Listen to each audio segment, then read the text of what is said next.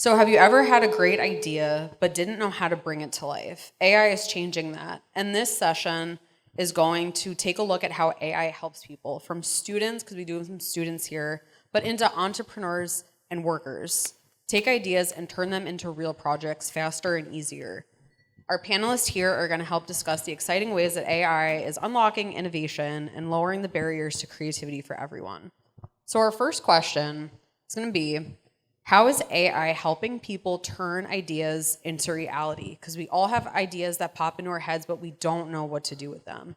So instead of replacing our ideas and what we do, how do we use AI for that? So I'm going to ask my panelists just for brief responses on these topics. Am I starting? Sure, you're first. All right.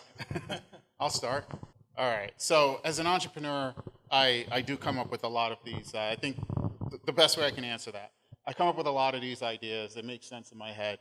I'm in my echo chamber, and I definitely use AI to kind of flush out some of these ideas. Find a way to convert what's in my head to something a subject matter expert would understand. In terms of developing applications and stuff like that. So that's one way I personally use it for that purpose. For us, I think it's the ideation of ideas, like you're saying, right? But it's also that, for a while it took, as a developer, if we really wanted to hash out an idea, we really had to spend some real time on that idea.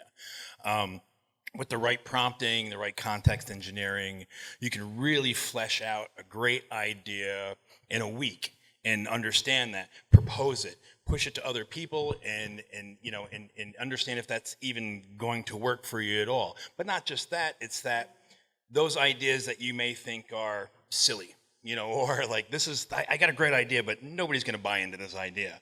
This is the thing that you can now do as yourself. As one person, you can sit down there with that, with the knowledge and really learning kind of that, learning how to prompt and that prompting engineering that, you can use that and spin out these different ideas consistently and something that you can really ideate on consistently. So for me, I use it in a lot of different ways. If I'm I'm just talking to a client and I have a meeting and they have a unique situation and I don't know enough about it. For instance, I may be researching who their competition is, who would give them grants. A lot of different. I might have an idea for product or technology answer for solution, and I want to really lay it all out. Look at best solutions, lay out the tech stack, lay out every solution possible. I can do that with the help of an AI, GPT or something common. I think, right? Common Man, yeah. That's me with AI, not James. So I'm not using supercomputers, but I use a lot of different.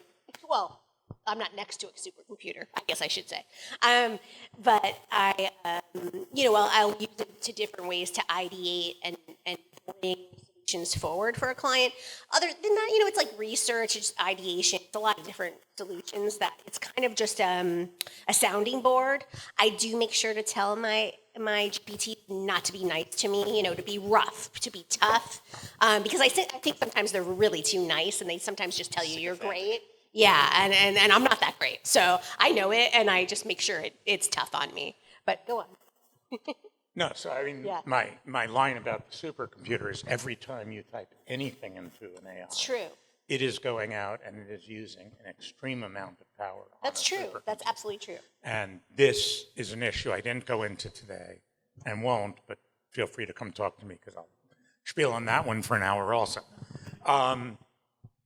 I think there's one other thing I would add. You mentioned developers and how fast that can be.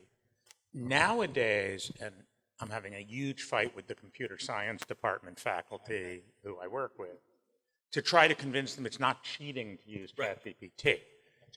My friends at Google, and since Peter introduced me to them, I actually know some of their high-end developers, they say, we would never hire someone anymore who just sat down and wrote code. said, but we'd fire instantly anyone who only used ChatGPT to write their code.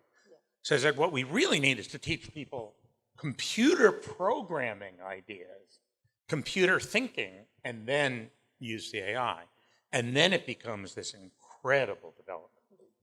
And that's how we approach it completely. Like, and I was speaking to a couple different people as, understanding how it works, understanding the functions and what it does, understanding the libraries that you're going to use, your code bases you're going to use, really knowing, that background. You don't have to necessarily know how to code, but you need to know what data you want to send to this function. You need to understand how you want that data wrapped in. You need to look at the libraries that you want to use, what code you want to use, and really build that into that, these step-by-step prompts, really building into it and have that understanding. And you can have that high-level understanding and build really good applications, or at least good ideations of applications that you really might have to take to the next level with somebody else after that, if you do have that understanding.